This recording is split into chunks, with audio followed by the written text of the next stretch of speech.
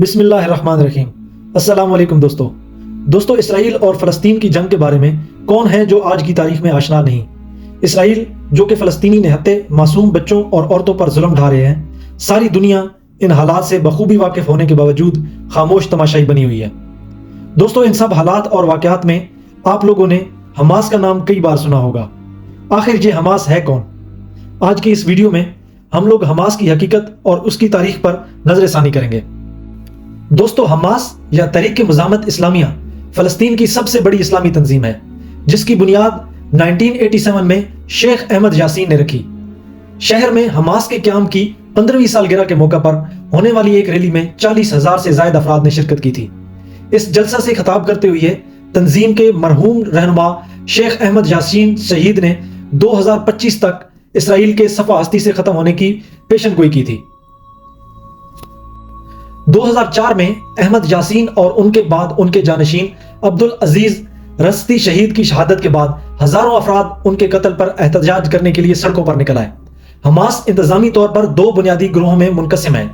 پہلا معاشرتی امور، جسے کہ اسکولوں، ہسپتالوں اور مذہبی اداروں کی تعمیر کے لیے مختص کیا گیا ہے، اور دوسرا گروہ اس کی عسکری شاخ شہید عزیز الدین القسام بریگیڈ ہے، جو فلسطین کا دفاع کرتی ہے۔ دوستو کہا جاتا ہے کہ حماس کی ایک شاخ اردن میں بھی ہے، جہاں اس کے ایک رہنما خالد مشعل کو اسرائیل نے متعدد بار قتل کرنے کی کوشش کی۔ شاہ حسین نے تو کسی نہ کسی طرح حماس کو برداشت کیے رکھا، البتہ ان کے جانشین شاہ عبداللہ دوم، جس کی والدہ ایک انگریز عورت ہے، اس نے حماس کا ہیڈ کوارٹر بند کر دیا۔ اس کے بعد تنظیم کے بڑے رہنما قطر جلا وطن کر دیے گئے۔ اس خطے میں امریکی پشت پناہی سے قیام امن کی کوششوں کے سلسلے میں ہونے والے عمل اصول و معاہدے کی مخالفت میں حماس میں پیش آئی تھی۔ اس معاہدے میں فلسطین کی جانب سے اسرائیلی ریاست کے تحفظ کی یقین دہانی کے بعد اسرائیل کا مقبوضہ علاقوں سے جزوی اور مرحلہ وار انخلاء شامل تھا۔ 1995 میں حماس نے اپنے ایک بم بنانے والے کارکن یکشا عیاش کے اسرائیل کے ہاتھوں قتل ہونے کے بعد فروری اور مارچ میں 1996 کے دوران بسوں کو خودکش حملوں کا نشانہ بنایا۔ یکشا عیاش بنیادی طور پر یاک انجینئر اور عزیز الدین القسام بریگیڈ کی کارروائیوں میں جدت لانے والا گوریلا کمانڈر تھا، جس کو اسرائیلی مہندس الموت یعنی کہ موت کے انجینئر کے نام سے یاد کرتے تھے۔ ان خودکش حملوں کے بعد اسرائیل نے امن کے منصوبے پر عمل درآمد روک دیا، اور اس کے بعد اسرائیل کے قدامت پسند رہنما بنیامین نتین یاہو نے انتخابات میں کامیابی حاصل کی۔ وہ اصول و معاہدے کے مخالفوں میں سے ایک ہیں۔ دوستو حماس نے مہاجرین کے کیمپوں اور گاؤں میں شفاخانے، کلینک اور اسکول قائم کیے، جہاں فلسطینیوں کا علاج کیا جاتا تھا۔ اس وقت فلسطینی PNA کی بدعنوان اور نااہل حکومت سے مایوس ہو چکے تھے، اور ان کی اکثریت نے حماس کے خودکش حملوں پر خوشی کا اظہار کیا، اور ان خودکش حملوں کو اسرائیل سے انتقام لینے کا سب سے بہتر راستہ جانا۔ دوستو ان پالیسیوں کی وجہ سے حماس نے 2006 کے انتخابات میں شاندار کامیابی حاصل کی۔ 2006 اور 2007 میں حماس اور الفتح کے درمیان اختلافات کافی شدت اختیار کر گئے، اور اس طرح فلسطین میں ایک نئی خانہ جنگی کا آغاز ہوا۔ دونوں جماعتوں کے درمیان مفاہمت کی کئی کوششیں ہوئی، لیکن ان میں ناکامی ہوئی۔ آخرکار صدر محمود عباس نے، جن کا تعلق الفتح سے ہے، جون 2007 میں حماس کی جمہوری حکومت کو توڑ کر اپنی خود ساختہ کابینہ اور وزیر اعظم کا اعلان کر دیا۔ ایسا کرتے وقت محمود عباس کو امریکہ اور اسرائیل دونوں کی آشیرواد حاصل تھی۔ دوستو آخر حماس کا منشور کیا ہے؟ حماس کا منشور اسرائیل کو تسلیم نہیں کرتا، اور اس منشور میں تاریخی فلسطین کی ترجمانی کی گئی ہے، یعنی آج جہاں اسرائیل واقع ہے اسے مسلمانوں کی ملکیت زمین کہا گیا ہے، جبکہ یہودی ریاست کے ساتھ کسی نوعیت کے مستقل امن قائم کرنے کی مکمل نفی کی گئی ہے۔ سن 1988 کے منشور میں اسرائیل اور یہودیوں کے خلاف سخت زبان استعمال کی گئی، تاہم سن 2017 میں حماس نے ایک نئی پالیسی دستاویز تیار کی، جس میں پہلے منشور میں اپنی بیان کردہ کچھ پوزیشنز میں نرمی پیدا کی گئی اور زبان کا استعمال احتیاط سے کیا گیا۔ اس منشور میں کہا گیا ہے کہ حماس کی مزاحمت یہودیوں کے خلاف نہیں بلکہ عصب صہیونی جارحیت پسندوں کے خلاف ہے۔ اس بارے میں اسرائیل کا کہنا ہے کہ یہ دنیا کو بے وقوف بنانے کی ایک کوشش ہے۔ دوستو یہ ایک سوال بارہا پس منظر پہ آتا ہے کہ حماس کا حامی کون ہے؟ دوستو حماس کا حامی قطر سب سے بڑا اتحادی اور اس سے سب سے زیادہ مالی معاونت فراہم کرنے والا ملک ہے۔ قطری امیر شیخ حماد بن خلیفہ ثانی سن 2012 میں حماس حکومت سے ملاقات کرنے والے پہلے غیر ملکی سربراہ تھے۔ اب تک قطر حماس کو 1.8 بلین امریکی ڈالر کے مساوی مالی امداد فراہم کر چکا ہے۔ دوسری جانب اسرائیل کو امید ہے کہ قطر بھی جلد ہی کئی دیگر عرب ممالک کی طرح امریکی ثالثی میں طے پانے والے معاہدہ ابراہیمی پر عمل کرتے ہوئے اسرائیل کے ساتھ سفارتی تعلقات کو استوار کر لے گا۔ دوستو، حماس کو ترکی کی حمیت بھی حاصل ہے۔ حماس کی جانب سے اسرائیل پر راکٹ حملوں سے کچھ پہلے ہونے والے مذاکرات میں ترک صدر رجب طیب اردوغان نے حماس کے رہنما اسماعیل ہانیہ کی سیاسی حمایت کا اعلان کیا تھا۔ اس کے علاوہ حماس کو کئی غیر ریاستی اداروں کی حمایت بھی حاصل ہے۔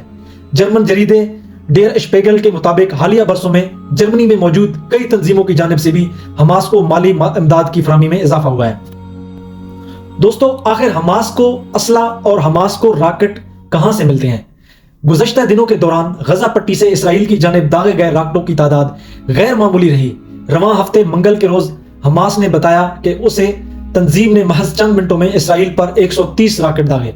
اسرائیلی air defence system Iron Dome نے ان میں سے زیادہ تر کو ناکارہ بنا دیا۔ تاہم اس دفاعی نظام پر آنے والا خرچہ حماس کے راکٹوں سے کہیں زیادہ ہے۔ اسرائیلی فوج کے مطابق جمعے کے روز غزہ پٹی سے اسرائیل کی جانب 1800 سے بھی زیادہ راکٹ فائر کیے گئے۔ حماس کئی برسوں سے ایران کے فراہم کردہ راکٹوں پر انحصار کرتی ہے۔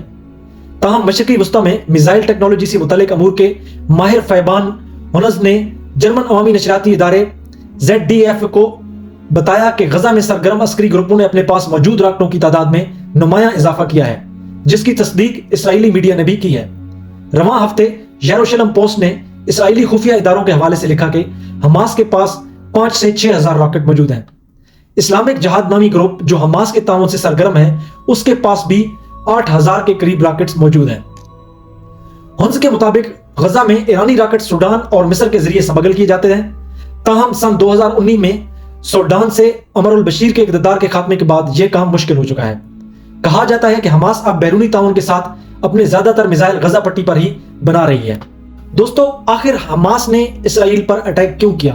اس کو کیا ایسی ضرورت آن پڑی کہ اس نے اپنے سے 100 گنا طاقتور ملک کے اوپر اٹیک کیا، جن کی ٹیکنالوجی دنیا کی سب سے بہترین ٹیکنالوجی مانی جاتی ہے؟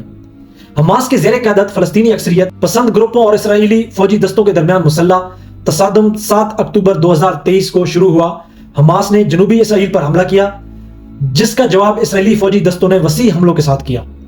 دوستو، فلسطینی غزہ پٹی کے حملہ میں اکتوبر کے آخر تک 1500 سے زیادہ اسرائیلی اور 8000 سے زیادہ فلسطینی مارے جا چکے ہیں، جن میں 3000 سے زائد بچے شامل ہیں، جبکہ 230 سے زیادہ اسرائیلی اور غیر ملکی پکڑے جا چکے ہیں۔